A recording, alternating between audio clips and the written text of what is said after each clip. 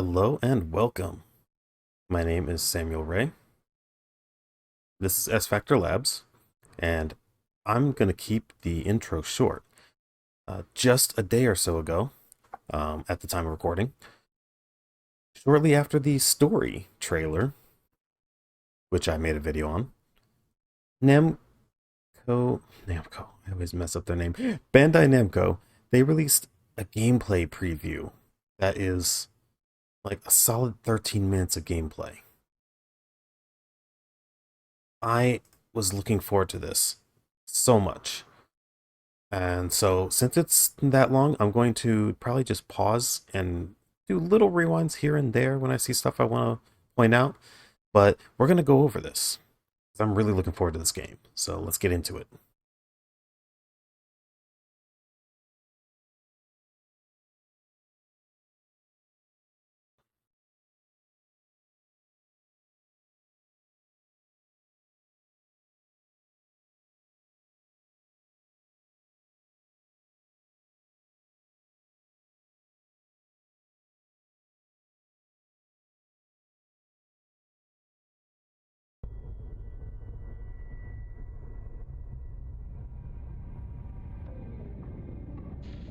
Hello, and thanks for checking out the video.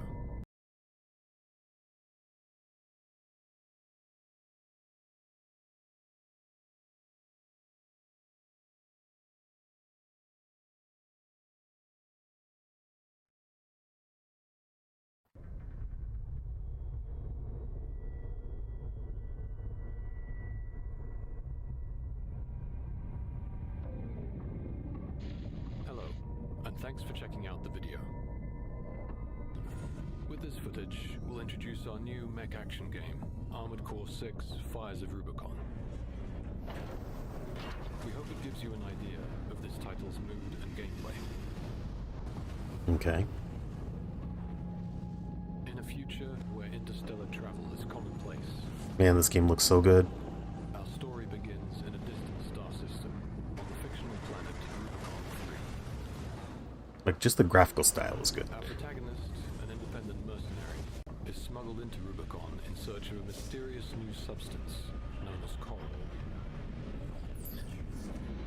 Your position is grid 135. Okay, here we go. We got Walter. Off target, but within permissible range. There's a catapult ahead. Use it to close the gap.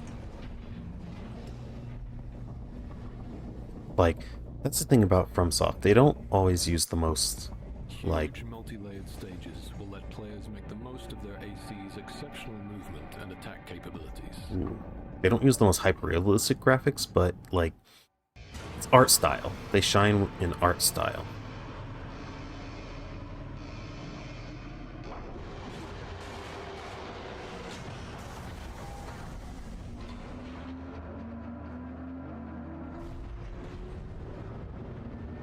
Time to fly, 621. Okay, so that confirms that our number is 621 from the story trailer. I believe that's the one they said. He's awake, but they're awake, but don't expect much. Or he's getting interrupted when he said that, but don't expect, I don't care. Wake it up. So, yeah. Even a number, not a name. Man, oh snap. Okay, we have the UI now. Enemies with up to 4 weapons simultaneously, equipped to each arm and shoulder. Liberation front. Okay, so we have free aim and we have lock on. Okay, that's good. I do like the movement smoothness. Follow the markers. Assault Boost is one of the core abilities at your disposal, used for both traversal and combat.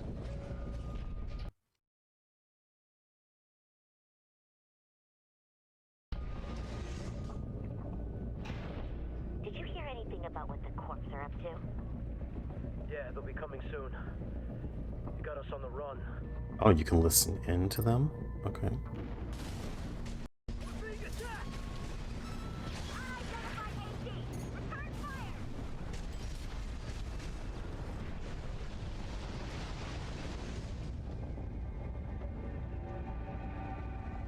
love the aesthetic. Take full advantage of your AC's mobility to freely navigate the environment. The UI doesn't look super cluttered either. It's actually very clean and minimalistic, which I can appreciate. Dimensions beyond the 2D plane. Is that an independent? Destroy it! You're outnumbered 6-1. Use your missiles.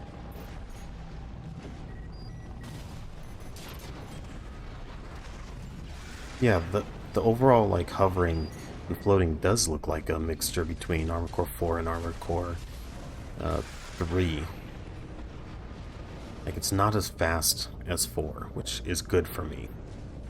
Especially since there's going to be PvP. Catapults to gain even more altitude and launch into the action from above.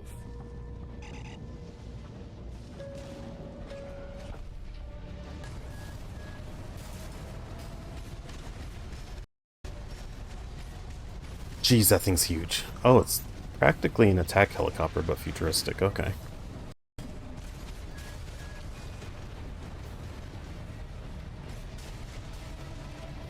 Against tougher enemies, deal impact damage to their attitude control system to temporarily put them out of action.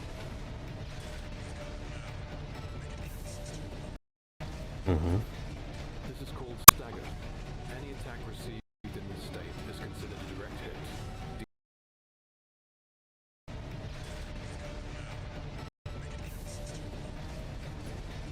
This is called stagger. Any attack received in this state is considered a direct hit, dealing heavy damage.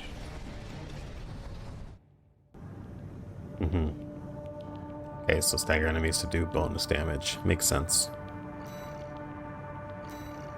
Okay, this is a good look at the garage screen. They show you all the parts that you're looking at, and they load Assembly fast. lets you exchange various parts of your AC at will, including weapons, frame parts such as the head and core, and internal parts for power management. Okay, let's look at that. AP, defensive performance, attitude stability, your resistance to stagger. Okay. Boost speed, load, and energy load. Okay, so they did simplify a little bit of like the stats. Like, it's not as granular as in a lot of the previous Armored Cores. They kind of condensed the stats. So your AP or health points, basically armor points, how much your defense performance, how much you reduce damage taken, attitude stability, resistance to stagger, boost speed, and so on. And let's go back just a smidgen to see if there's any more. Okay, no, those are the main stats. Okay. Makes sense. You really didn't need to know much else when building Assembly lets you exchange various parts of your AC at will, in including previous weapons, frame parts such entries. as the head and core, and internal parts for power management. Assembling an AC to fit your own playstyle and strategy is crucial to success. Yeah, because you had like the four legs and the tanks could hold higher weight equipment. And in the older entries from 3 and back, didn't have to crouch to use shoulder-mounted weapons, which was a nice touch. It doesn't seem like that's a factor in this one, though. Got a job for you, 621. This one's a request from the Archivist Group. Similar This request comes briefing from screen. an Archivist subsidiary. The mission will take place in the Bonadea dunes of Western Belius. Our coral investigation there is being blocked by the Strider, a Rubicon Liberation Front mining ship. You are to destroy it. The Strider is a mobile resource base that was extensively weaponized by the Liberation Front. Yeah, the briefing screen looks just like it did in Call it the crowning Armored Core glory of 4 their efforts to militarize into an anti-corporate force. and for Answer. It's a very similar Your style. attack will focus on the Eye, a giant laser cannon connected directly to the main generator. Its protected by a shield, which is powered by auxiliary sub-generators. These should be your first targets. This concludes the briefing. Good luck. Yeah, very familiar. Very solid. I mean, he gets the job done. For a little self-promotion, 621. Smash the Strider, and Archibus HQ will be sure to remember your name.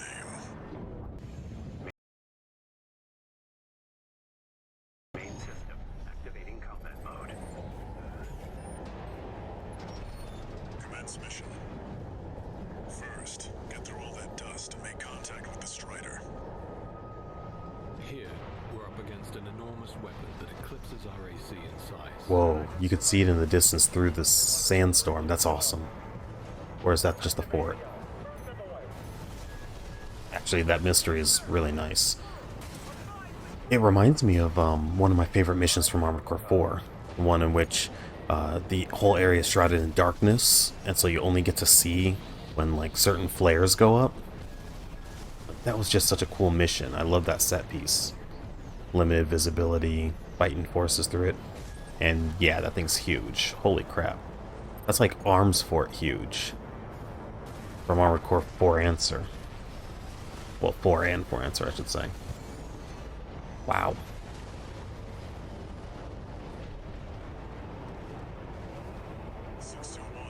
You need to take out one of its legs to bring it to a halt. Confirmed. Strider leg compromised. It's going down. The bigger they are, the harder they fall.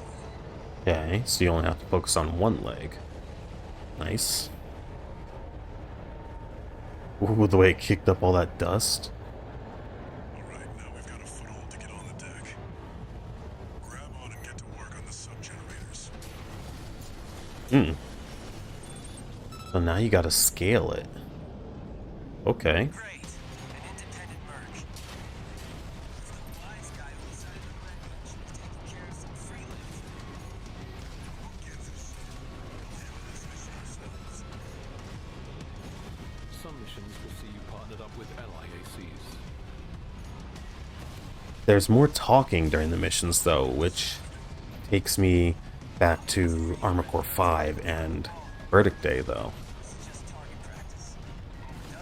Levels latest. Because in the games before that, the characters didn't talk all that much in the middle of gameplay. Usually it was saved for, you know, very specific portions of inactivity.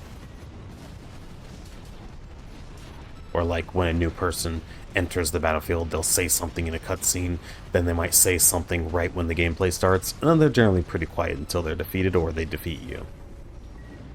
But you get a lot of radio chatter in this game from allies and enemies, I can't get through to HQ.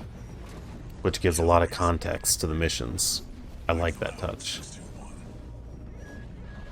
Your mission objectives will range from protecting targets and information gathering to the annihilation of enemy forces.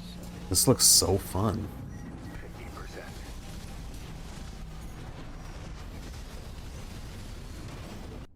Okay, got the stomp in there with the last bit of Attacking a boost watch gauge. point. You're incorrigible, Handler Walter. How many of your dogs must I kill before you learn? Blood. I hear you make fine hounds with the right training. Well, I just realized that I had the menu up. I'm still figuring things out.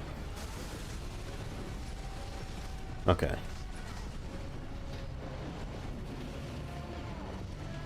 As your campaign progresses, you'll face a number of dangerous situations. Yeah, so the AC fights Rival AC pilots in bitter duels. look like they're going to be challenging. Keep the pressure up in these intense battles. Don't give the enemy a chance at victory. Ooh, I like the slow-mo finish shot. Like the kill shot. That was cool. Good way to punctuate your finishing blow.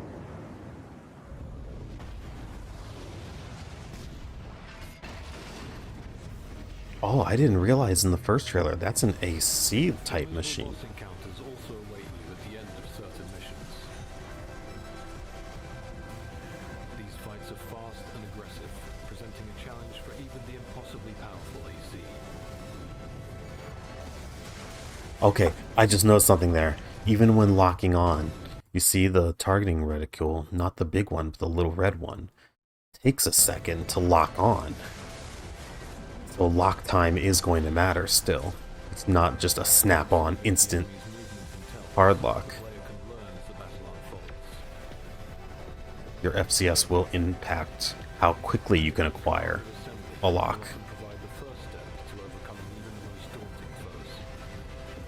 Jeez, there's a lot going on. Missiles, flamethrower swings, or laser blades, I guess. It's hard to tell. Thank you for watching. Wow. Okay. That concludes our introduction to Armored Core 6 Fires of Rubicon. We appreciate your continued support and look forward to seeing you at launch. It looks good. I'm really looking forward to that. Oh, what's this? Like a little extra little trailer portion? This looks like the original trailer. Like when they first revealed gameplay.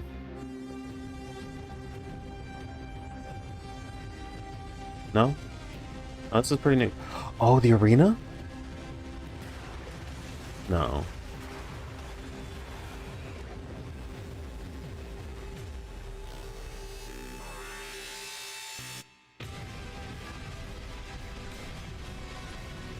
I don't think this is gameplay trailer they've shot before, is it? Yeah, it is. Okay. Yeah, it is. So they're kind of showing that again, but with new context. Yeah. So now that they've showed us proper gameplay, we get some new context on that. Okay. Okay. I like it. I like it. Yeah, no, that looks really fun. And there is some nice little details there, too. About how, like, for example, Off target, but within permissible. lock-ons aren't instant.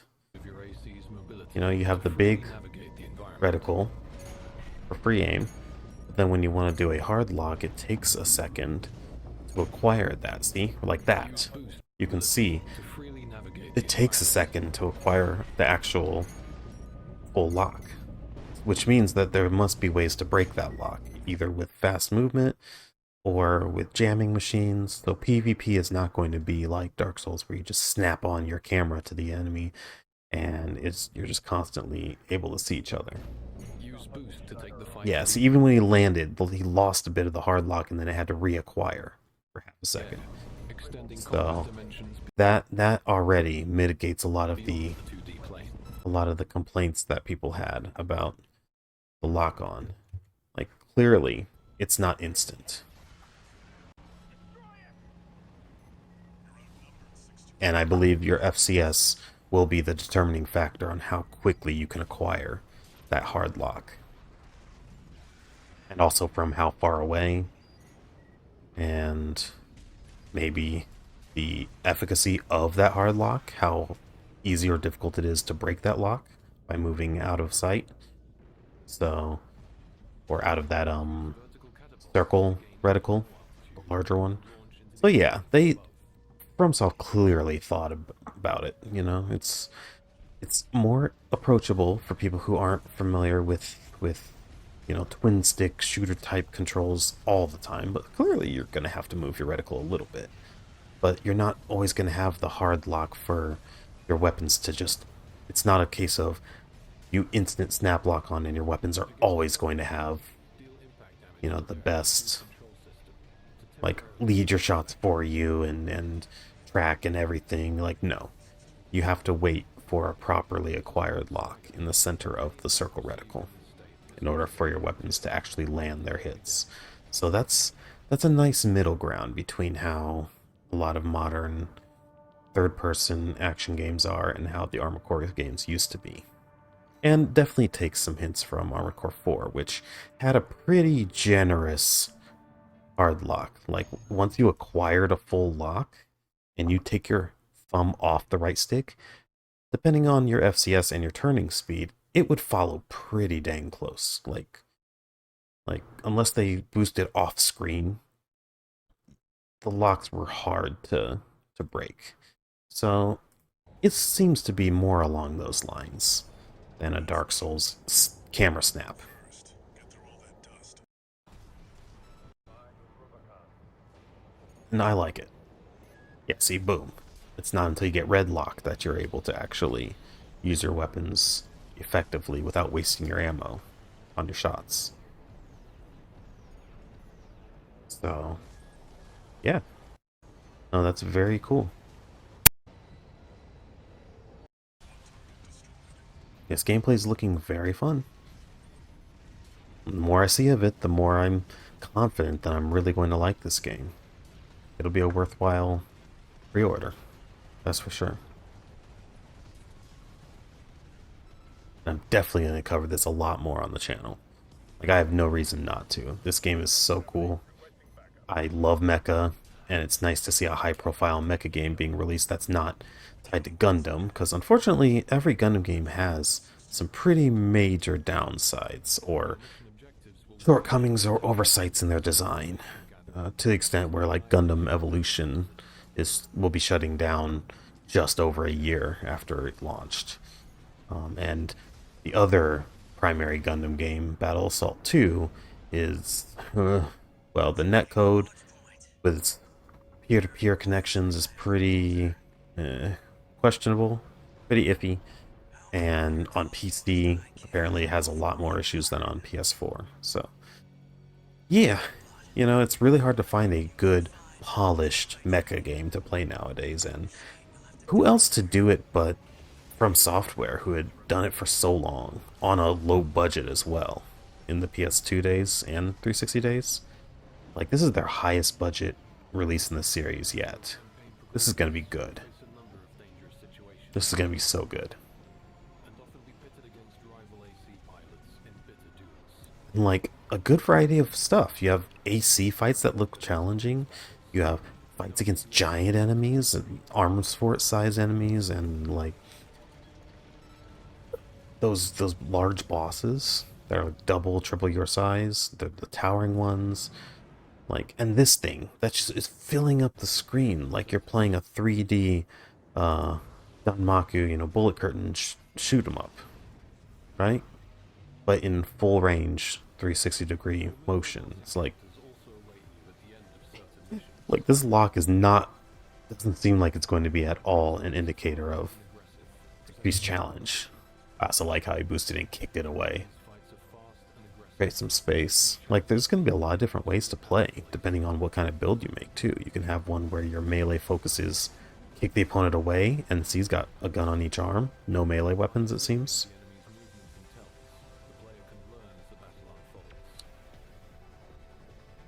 Like, this just looks sick.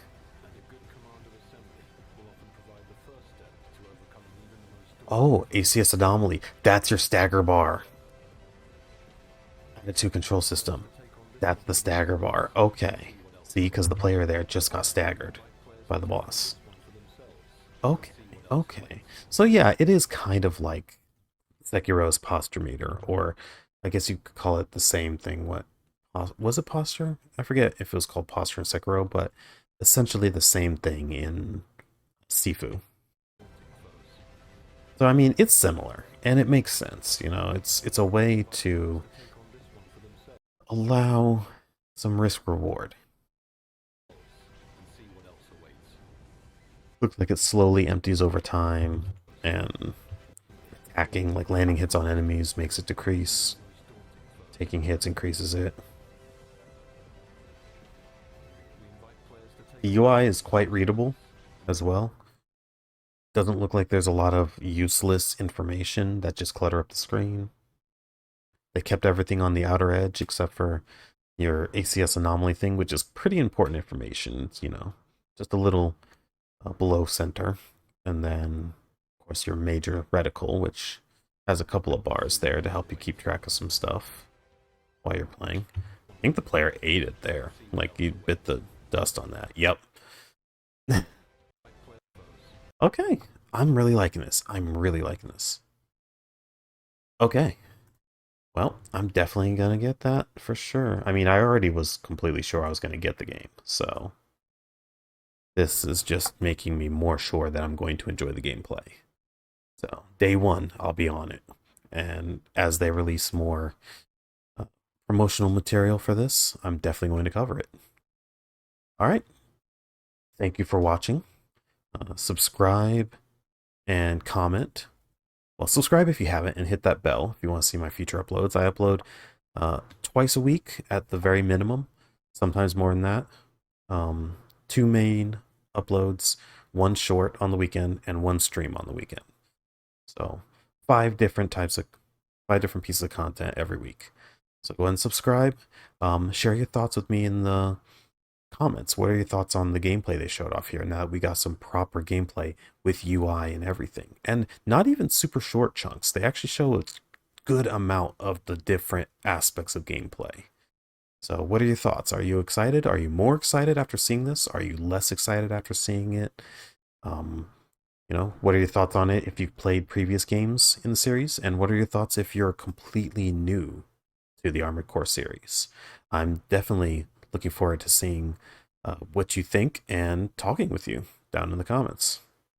All right, that's it for me. Have a great day. Wherever you are in the world, if it's morning, afternoon, evening, or night. And I'll see you in the next Armored Core video I release, or whatever other content you decide to check out. All right, later.